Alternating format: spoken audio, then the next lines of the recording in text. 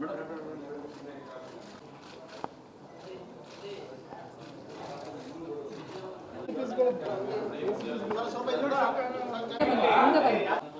Wire ಅಂತ ಇರಪ್ಪ ಅಲ್ಲಿ ವೈರು ಸೆಂಟ್ರಲ್ ನಿಂತಿದ್ರೆ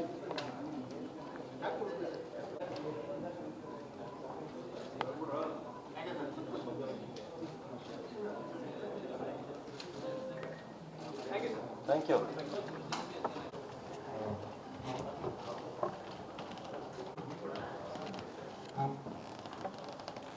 ಸ್ಟಾರ್ಟ್ ಮಾಡೋದು. ಎಲ್ಲರಿಗೂ ನಮ್ಮ ರಾಜ್ಯ ಸರ್ಕಾರವು ಮಾದಕ ದ್ರವ್ಯಗಳ ವಿರುದ್ಧ ಝೀರೋ ಟಾಲರೆನ್ಸ್ ನೀತಿಯನ್ನು ಘೋಷಿಸಿದ್ದು 2028 ಇಸ್ವಿ ಒಳಗಡೆ ಕರ್ನಾಟಕವನ್ನು ಮಾದಕ ದ್ರವ್ಯ ಮುಕ್ತ ರಾಜ್ಯವನ್ನಾಗಿ ಮಾಡುವವರೆಗೂ ನಿರಂತರ ಹೋರಾಟ ನಡೆಸಲಿದೆ. 30/6/2026 ಅಧಿಕೃತವಾಗಿ ಬೆಂಗಳೂರಲ್ಲಿ ಮಾದಕ ದ್ರವ್ಯ ವಿರೋಧಿ ಅಭಿಯಾನವನ್ನು ಸ್ಟಾರ್ಟ್ ಮಾಡಿದರು. ವಿತ್ ಕಾನ್ಸೆಪ್ಟ್ ಬೇಡ bro. It's very simple language at powerful statement. ಬೇಡ ಬ್ರೋ. ಈ ಅಭಿಯಾನದ ಮೂಲಕ ಯುವ ಜನರಿಗೆ ಸುಲಭವಾಗಿ ಅರ್ಥವಾಗುವ ಮತ್ತು ಅವರ ಮನಸ್ಸಿಗೆ ಹತ್ತಿರವಾಗುವ ಹಾಗೂ ಯುವ ಸ್ನೇಹಿಯಾಗಿ ಮೆಸೇಜನ್ನು ಕೊಡುವಂಥದ್ದಿದು. ಅದೇ ರೀತಿ ಇನ್ನೊಂದು ರೈಸ್ ಅಂದರೆ R for refuse, I for inform, S for support and E for empower. So ಈ ಎರಡು ಅಭಿಯಾನದ ಅಡಿಯಲ್ಲಿ ನಾವು ಮತ್ತು ಮೈಸೂರು ಜಿಲ್ಲಾ ಪೊಲೀಸು ಜಂಟಿಯಾಗಿ ನೆಕ್ಸ್ಟ್ 3 ವಾರ ನಮ್ಮ ಹಲವಾರು ಕಾರ್ಯಕ್ರಮಗಳನ್ನು ನಾವು ಹಮ್ಮಿಕೊಂಡಿದ್ದೀವಿ. ಮೊದಲೇದಾಗಿ ಪ್ರೆಸ್ ಕಾನ್ಫರೆನ್ಸ್ ಜೊತೆಗೆ ಸೋಷಿಯಲ್ ಮೀಡಿಯಾ ಅವೇರ್ನೆಸ್ ಕ್ರಿಯೇಟ್ ಮಾಡೋದು.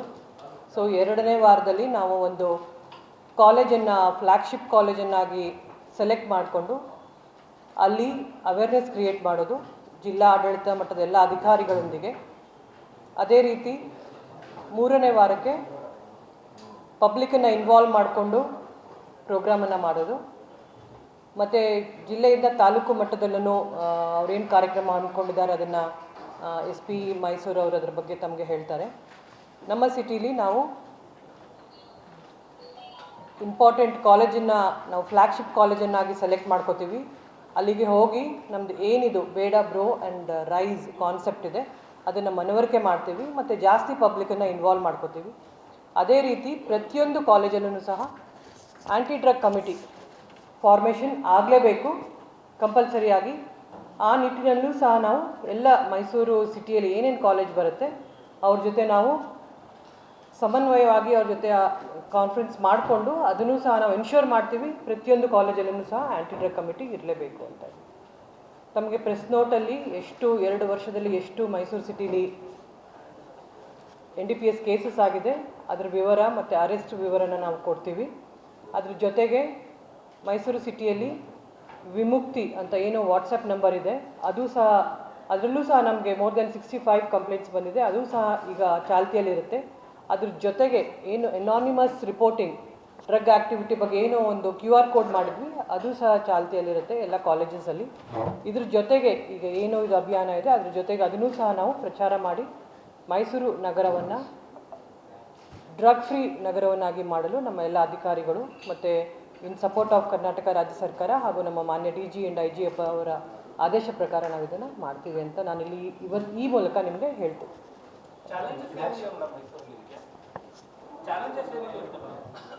ನಾವು ಜಾಸ್ತಿ ಮಕ್ಕಳನ್ನ ರೀಚ್ ಔಟ್ ಮಾಡೋದು ಮಾಡ್ತೀವಿ ಅದನ್ನು.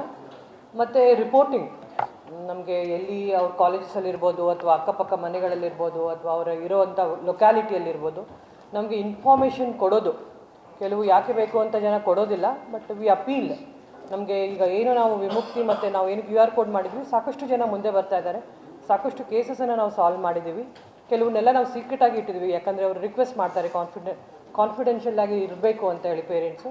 ಅದನ್ನು ಸಹ ನೋಡಿಕೊಂಡು ನಾವು ಮಾಡ್ತಾಯಿದ್ದೀವಿ. ಅದರ ಮಾಹಿತಿ ಈಗ ಆಲ್ರೆಡಿ ನಾವು 3 ಗುಂಡಾ ಆ್ಯಕ್ಟನ್ನು ಮಾಡಿದ್ದೀವಿ ಕಳೆದ 2 ತಿಂಗಳಲ್ಲಿ. ಮತ್ತು ಒಂದು PIT NDPS ಆ್ಯಕ್ಟನ್ನು ಸಹ ನಾನು ತಮಗೆ ಲಾಸ್ಟ್ ಪ್ರೆಸ್ ಮೀಟಲ್ಲಿ ಹೇಳಿದ್ದೆ ಅದು ಸಹ ಒಬ್ಬರ ಮೇಲೆ ಆಗಿದೆ. ಇನ್ನೂ 2 ಪಿಟ್ NDPSನ ನಾವೀಗ ರೆಡಿ ಮಾಡ್ತಾ ಇದ್ದೀವಿ. ಹೌದು,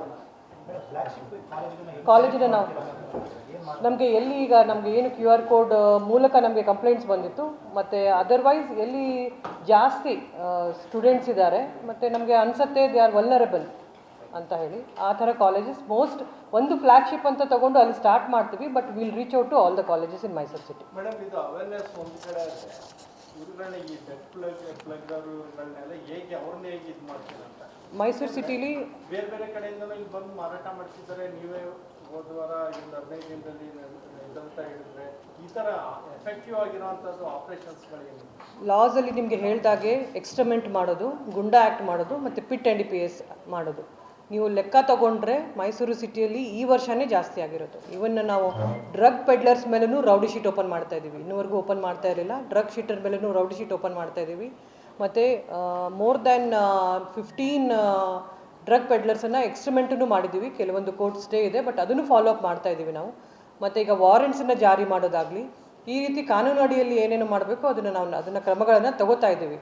ನಿಮ್ಗೆ ಹೇಳಿರೋ ಹಾಗೆ ಕಳೆದ 2 ತಿಂಗಳಲ್ಲಿ 3 ಗುಂಡಾ ಆ್ಯಕ್ಟನ್ನು ನಾವು ಮಾಡಿದ್ದೀವಿ. ಅದು ಅಪ್ರೂವ್ನೂ ಆಗಿದೆ ನಮಗೆ ಗುಂಡಾ ಆ್ಯಕ್ಟ್.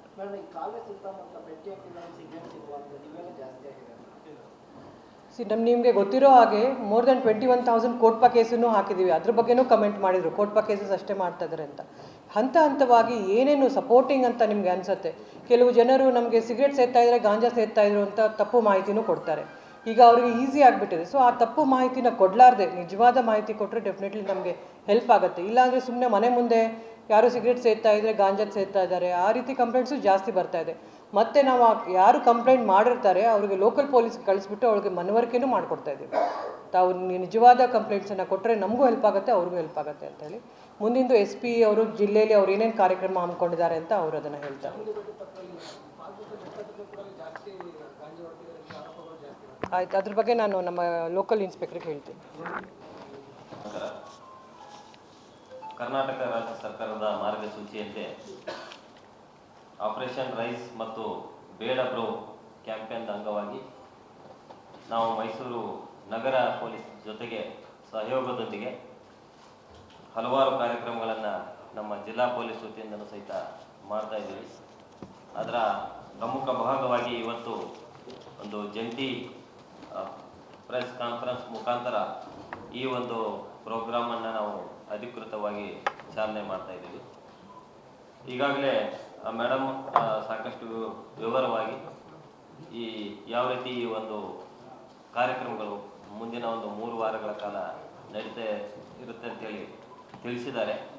ನಮ್ಮ ಮೈಸೂರು ಜಿಲ್ಲಾ ಪೊಲೀಸ್ ವತಿಯಿಂದ ಮೈಸೂರು ಜಿಲ್ಲೆಗೆ ಸಂಬಂಧಪಟ್ಟಂತೆ ಎಲ್ಲ 9 ತಾಲೂಕುಗಳಲ್ಲಿ ಸಹಿತ ಹಲವಾರು ಕಾರ್ಯಕ್ರಮಗಳನ್ನು ನಾವು ಈಗಾಗಲೇ ಹಮ್ಮಿಕೊಂಡಿದ್ದೀವಿ. ಅಲ್ಲಿಯ ಸ್ಥಳೀಯ ಜನಪ್ರತಿನಿಧಿಗಳು ಮತ್ತು ಇತರೆ ಸಂಘ ಸಂಸ್ಥೆಗಳೊಂದಿಗೆ ಸೇರಿಕೊಂಡು ಎಲ್ಲೆಲ್ಲಿ ಹೈ ಇಂಪ್ಯಾಕ್ಟ್ ಫ್ಲ್ಯಾಗ್ಶಿಪ್ ಪ್ರೋಗ್ರಾಮ್ಗಳನ್ನು, ಕಾಲೇಜ್ಗಳನ್ನು ನಾವು ಐಡೆಂಟಿಫೈ ಮಾಡಿ ಅಲ್ಲಿ ಹೆಚ್ಚು ವಿದ್ಯಾರ್ಥಿನಿಯರಿಗೆ ಇರ್ಬೋದು, ಯುವಕರಿಗಿರ್ಬೋದು ಹೆಚ್ಚು ಅವೇರ್ನೆಸ್ ಪ್ರೋಗ್ರಾಮನ್ನು ಈ ಬೇಡ ಬ್ರೋ ಎಂಬ ಒಂದು ವಾಕ್ಯದಡಿಯಲ್ಲಿ ನಾವು ಮಾಡ್ತಾ ಇದ್ದೀವಿ. ನಮ್ಮ ಮೈಸೂರು ಜಿಲ್ಲೆಯಲ್ಲಿ ಸಹಿತ ನಾವು ಈಗಾಗಲೇ ಸಾಕಷ್ಟು ಅವೇರ್ನೆಸ್ ಪ್ರೋಗ್ರಾಮನ್ನು ಮಾಡಿದ್ವಿ. ಮುಂದಿನ ದಿನಗಳಲ್ಲಿ ಸಹಿತ ಪ್ರೋಗ್ರಾಮ್ಗಳನ್ನು ಮಾಡ್ತೀವಿ. ಈ ವರ್ಷ ಮೈಸೂರು ಜಿಲ್ಲೆಯಲ್ಲಿ ಅಂದರೆ ಮೊದಲ ಒಂದು 6 ತಿಂಗಳ ಅವಧಿಯಲ್ಲಿ ಸುಮಾರು 150 ಪ್ರಕರಣಗಳನ್ನು ನಾವು NDPS ಆ್ಯಕ್ಟ್ ನಡಿಯಲ್ಲಿ ದಾಖಲು ಮಾಡಿದ್ದೀವಿ. ಅದರಲ್ಲಿ 166 ಜನ ಆರೋಪಿತರನ್ನು ನಾವು ಈಗಾಗಲೇ ಬಂಧಿಸಿ ಅವರ ಮೇಲೆ ಹೆಚ್ಚಿನ ಒಂದು ಕ್ರಮವನ್ನು ಕೈಗೊಳ್ಳಲಾಗಿದೆ.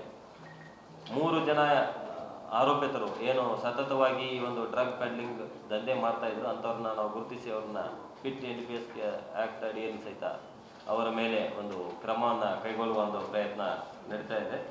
ಮತ್ತು ಈಗಾಗಲೇ ಸನ್ಮಿತ್ರ ಅಂತೇಳಿ ಒಂದು ಯೋಜನೆ ಮುಖಾಂತರ ಯಾರು ಡ್ರಗ್ಸ್ ಸೇವನೆ ಮಾಡ್ತಾ ಇದ್ದಾರೆ, ಅಡಿಕ್ಟ್ಸ್ ಆಗಿದ್ದಾರೆ, ಅವರನ್ನು ಸತತವಾಗಿ ಫಾಲೋ ಅಪ್ ಮಾಡಿ ಅವರಿಗೆ ಆ ಒಂದು ದುಶ್ಚಟದಿಂದ ಹೊರತರುವ ಒಂದು ಪ್ರಯತ್ನ ನಡೀತಾ ಇದೆ. ಸುಮಾರು 133 ಅಂತ ವ್ಯಸನಿಗಳನ್ನು ನಾವು ಈಗಾಗಲೇ ಗುರುತಿಸಿ ಅವರನ್ನು ಹಂತವಾಗಿ ಅವರಿಗೆ ಕೌನ್ಸಿಲಿಂಗ್ ಮಾಡುವ ಮುಖಾಂತರ ಅವರನ್ನು ಮರಳಿ ಈ ಒಂದು ಮುಖ್ಯ ವಾಹಿನಿಗೆ ಒಂದು ತರುವ ಒಂದು ಕೆಲಸ ಸಹಿತ ನಡೀತಾ ಇದೆ.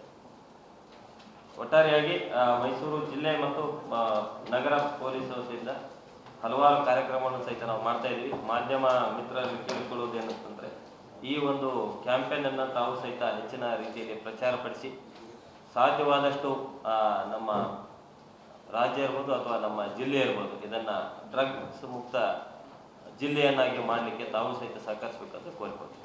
Thank you. Peddlers are there, listed peddlers are there in Mysore city and Mysore district.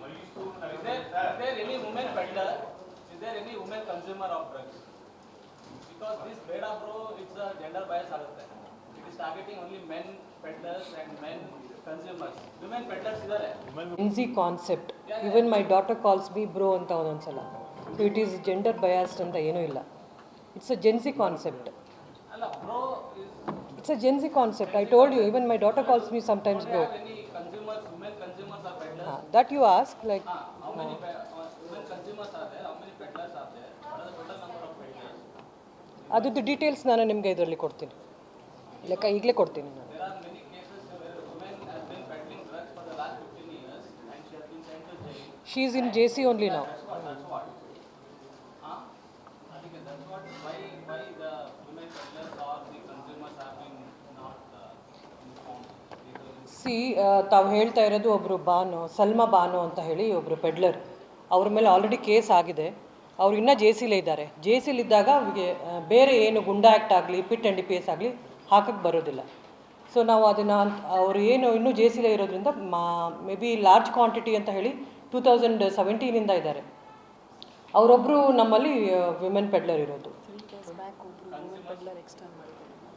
3 days back ಒಬ್ಬರು ವಿಮೆನ್ ಪೆಡ್ಲರ್ನ ಎಕ್ಸ್ಟ್ರಿಮೆಂಟ್ ಮಾಡಿದ್ದಾರೆ DCP law and order. In Mysore. ಹೌದು. And total how many are there women peddlers? Exact data ನಾನು ನಿಮಗೆ ಕೊಡ್ತೀನಿ. Awareness ಇದೆಯಲ್ಲ, effective awareness ಜೊತೆಗೆ ಏನು consume ಮಾಡೋಂಥ ಸ್ಟೂಡೆಂಟ್ಸ್ ಅವ್ರಗಳಿಗೆ ನಾವು ಕೇಸ್ ಹಾಕುವಂಥ ಮಾಡ್ತೀವಿ ಟೆಸ್ಟಿಂಗ್, ಸರ್ಪ್ರೈಸ್ ಟೆಸ್ಟ್ ಮಾಡ್ತೀವಿ. ಅದು ಒಂದು ಟೋಲ್ ಫ್ರೀ ನಂಬರ್ ಕೊಟ್ಟರೆ ಬೇರೆ ಸ್ಟೂಡೆಂಟ್ಸ್ಗಳು ಇವ್ರು ಮಾಡ್ತಾ ಇರೋದನ್ನ ಇನ್ಫಾರ್ಮೇಷನ್ ಕೊಟ್ಟರೆ ಏನಾದರೂ ರಿವಾರ್ಡ್ಸ್ ಮಾಡಿದ್ರೆ ಸ್ವಲ್ಪ 30 complaints have come from college students. How many we have taken action? See already ವಿಮುಕ್ತಿ ನಂಬರ್ಗೆ ನಮಗೆ ಕಂಪ್ಲೇಂಟ್ ಬರ್ತಾ ಇದೆ.